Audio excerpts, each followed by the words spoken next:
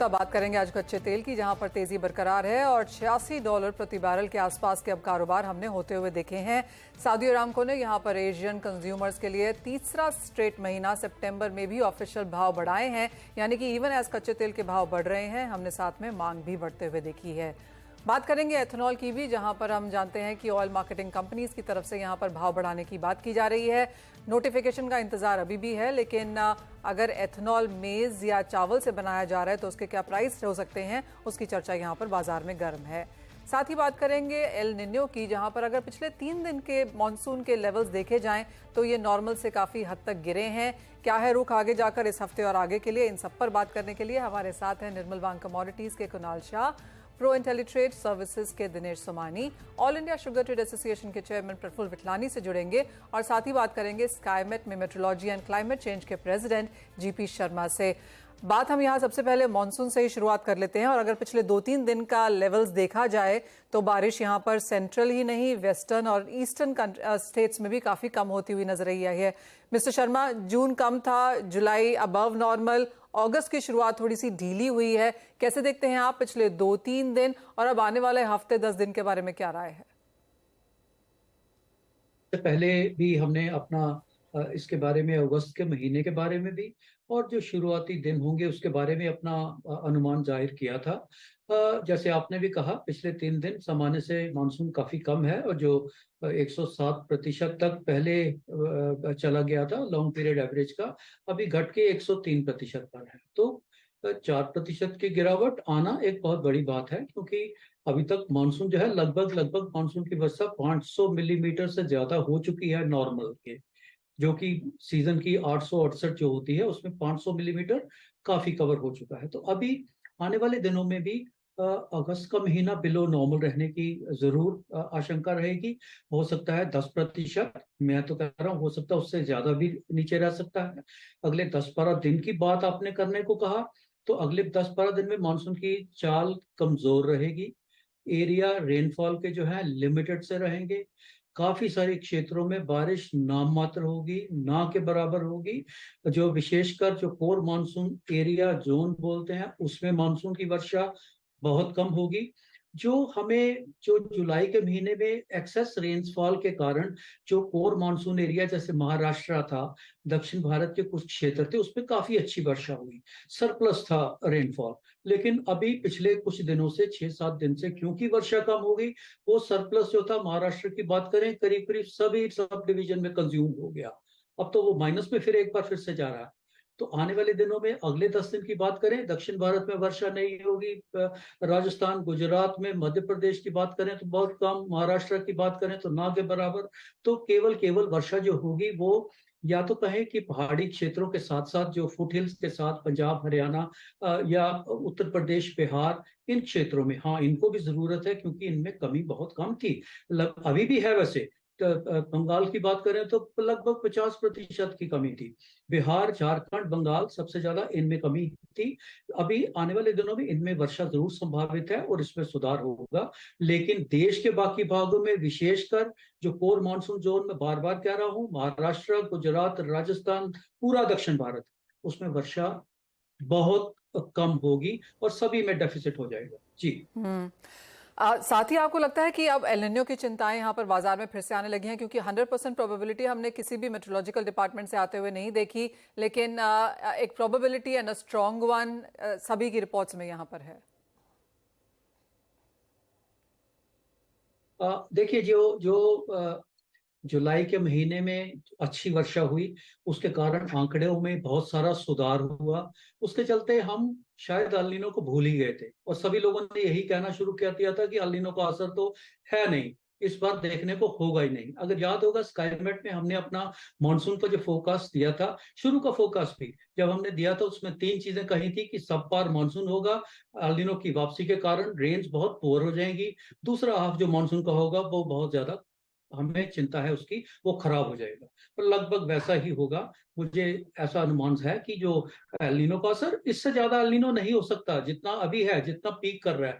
हाँ, उसमें कमी जरूर थी क्योंकि उसका एक और कंपोनेंट होता है, एटमॉस्फेयर बोलते हैं उसका, एटमॉस्फेयर कंपोनेंट, वो थोड़ा कमजोर था, इसलिए वो तेजी नहीं पकड़ रहा था। और वैसे भी थोड़ा लैग होता है मानसून जो एलिनो है उसके बनने में और उसका इम्पैक्ट आने में, बीच में लैग रहता है। और क्योंकि पानी देरी से गर्म होता है, देरी से ठंडा होता है, तो इसलिए इसमें ये काफी संभावित भी था पहले। और अभी उसका असर आपको देखने को मिलेगा एल नीनो का दूसरे हाफ में। और खैर उसके बाद भी होएगा, उसमें हमें इसलिए नहीं चिंता कर रहे क्योंकि साउथ वेस्ट मानसून जो है लगभग सितंबर में हम उसको खत्म कर देते हैं। एल नीनो तो उसके बाद भी रहेगा। लेकिन मानसून के 2 महीने जो बचे हैं, अगस्त सितंबर, उसमें मानसून का आपको ये एल नीनो का असर देखने को जरूर मिलेगा। उसके साथ ही साथ आईओडी क्योंकि नहीं ज्यादा जोर पकड़ रहा, अभी भी न्यूट्रल है। आज के दिन में उसकी जो जो आंकड़ा है 0.2 है, +0.2, जो कि सफिशिएंट नहीं है उसको निगेट करने के लिए। तो ऐसे में चलते हुए अल नीनो का असर जोर पकड़ेगा। और मुझे लग रहा है कि जो दूसरा जो सीजन होगा, अगस्त तो कमजोर होगा ही होगा, उसके साथ सितंबर में भी उसका असर हमें काफी हद तक देखने को मिलेगा। जी मनीषा। ओके कुणाल, आपने सुनी पूरा कॉन्वर्सेशन जो शर्मा जी के साथ हुआ। 2 चीजें आपसे समझना चाहेंगे, आप कैसे देखते हैं मौजूदा स्थिति को। एक तो जो रिमेनिंग सोइंग बची थी, क्योंकि पहले एक्सिस रेन की वजह से पल्सेस की सोइंग हमने पिछड़ती हुई देखी थी, और अब अल नीनो के इम्पैक्ट की बात हो रही है, और आगे भी फसलों के लिए मानसून बहुत इंपॉर्टेंट है। और जैसे कह रहे हैं शर्मा जी की अल नीनो यहाँ से अब रफ्तार पकड़ते हुए दिखाई देगा। कैसे देखते हैं आप पूरी सिचुएशन? जी, शर्मा जी की forecast absolutely right on dot है। उन्होंने पहले भी कहा था, और पूरी एग्रीकल्चर मार्केट ने इसको पहले से प्रीएम कर दिया है। सो मेजर कमोडिटीज आप देखेंगे, इवन सोइंग के पहले से ही या सोइंग के टाइम से ही एल नीनो को डिस्काउंट करते हुए प्राइसेस बढ़ने स्टार्ट हो गए थे। And now we are entering in that phase, the second phase, जो क्रूशियल फेज माना जाता है। So we do have irrigation facility in our place. The water availability is much better compared to, but this kind of weather patterns is going to have a major impact on the yield. So बहुत सारे key crops है, इनकी अगर sowing हो चुकी है तो उसके बाद, for example, sowing as compared to last year ही हुई है, at par हुई है, फिर भी yield drop होने की probability बढ़ जाती है। So ये अच्छी न्यूज नहीं है फूड इन्फ्लेशन के पॉइंट ऑफ व्यू से। And it comes at a time where बड़ी मेहनत से इंडिया में इन्फ्लेशन थोड़ा कंट्रोल में आया था, but the food inflation is now going to accelerate from the global point of view. एक साइड पे ब्लैक सी डील कैंसिल हो गई है, और दूसरी साइड पे ये इंडिया में एल नीनो का कंसर्न्स बढ़ते जा रहा है। So it is a perfect storm for the agriculture market, जहाँ पे चीनी से लेके स्पाइसेस में बहुत सारे स्पाइसेस है, या एडिबल ऑयल, एडिबल सीड्स जैसे सोयाबीन है, ये सब की यील्ड पे नेगेटिव इम्पैक्ट आने की प्रोबेबिलिटी बढ़ जाती है। गुआर सीड है, सो बहुत सारे कमोडिटी का इसके ऊपर एडवर्स इम्पैक्ट आएगा यील्ड के ऊपर। We just pray our fingers cross कि सब मैनेज हो जाए, पर I think it's not a good scenario.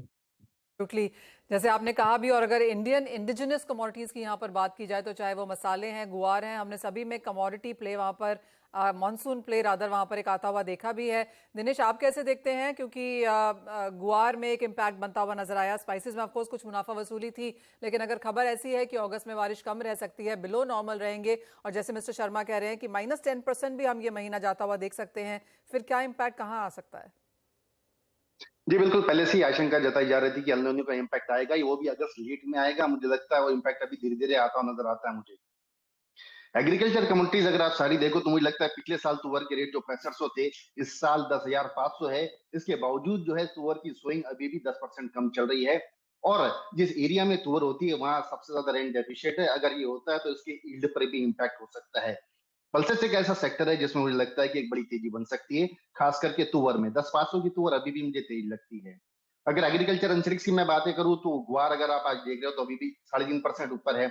गम देखो 5% ऊपर है। मुझे लगता है कि पूरे साल भर गुआर सीड का जो रेट है, मुझे लगता है 5665 5660 के आसपास की जो रेंज है, मुझे लगता है ये बेस बॉटम रहेगी। ऊपर में 6190 6200 ये बहुत जल्द हमें देखने को मिल सकती है। स्पाइसेस में तो अभी तो सोइंग का कोई सीजन नहीं है, लेकिन अगर रेन अगस्त और सितंबर में कम होगी तो मुझे लगता है ये इसके यील्ड पर भी आगे रबी के पे भी इम्पैक्ट इसका जरूर आएगा। साथ ही साथ इसका चने चने में भी एक तेजी बन सकती है, और मुझे लगता है कि धनी में भी इसका तेजी का रुख बन सकता है। जी मनीषा जी। ओके, तो ये वो कुछ कमोडिटीज हैं जहां पर आपका फोकस रहेगा या जहां पर तेजी आप प्ले कर सकते हैं, फिर चाहे वो स्पाइसेस हो, ग्वार पैक हो। स्पाइसेस हालांकि आज के सेशन में थोड़े से आपको नरम होते हुए दिखाई देंगे। चलिए, एक और इम्पॉर्टेंट खबर है, वो है एथेनॉल को लेकर। दरअसल ओएमसीज ने जो एथेनॉल के प्राइसेस हैं वो बढ़ाए हैं और डीएफजी मक्के से जो एथेनॉल बनता है उसके प्राइसेस बढ़ते हुए दिखाई दिए हैं। और इनफैक्ट पिछले हफ्ते हमारी बातचीत भी हो रही थी मिस्टर प्रफुल्ल विठलानी से आइस्टा से, जो कह भी रहे थे कि एथेनॉल के प्राइसेस यहाँ से बढ़ने चाहिए। सुझाव भी उन्होंने दिया है गवर्नमेंट को। इसी रिसेंट डेवलपमेंट पर उनके कमेंट्स भी ले लेते हैं। प्रफुल्ल जी नमस्कार, स्वागत है आपका। तो पहले तो आपके क्विक कमेंट्स, जो प्राइसेस बढ़े हैं क्या वो विद एक्सपेक्टेड लाइंस पर हैं, क्या व्यू है आपका? देखिए, एक्सपेक्टेड लाइन से ही है। थोड़ा सा ऐसा है कि जो डैमेज राइज है उसका कुछ और बढ़ता तो ज़्यादा अच्छा होता था, एक है। क्योंकि कौन से जो बनना है वो तो उसके लिए तब पेरिटी बन गई है और हम वेलकम करते हैं ये डिसीजन को। और ये कहेंगे कि अब शुगर इंडस्ट्री के जो 6 महीने 7 महीने का जो एक सीजन रहता है और बाद में ऑफ सीजन बन जाती है और वर्कर्स को पेमेंट भी दो और सैलरीज चालू रहती है, एक्सपेंडिचर सब चालू रहते हैं, उससे अभी upgradations of the ethanol plant in sugar industry is need to be seen कि गवर्नमेंट इतना अच्छे तरह से हर एक इथेनॉल के सेक्टर को हेल्प कर रही है। तो ऑफ सीजन में अगर शुगर इंडस्ट्री के हमारे कोई 6 या 7 जो बहुत अच्छे ग्रुप है उन्होंने ये चालू कर दिया है कि वो भी मेस से बना सकते हैं।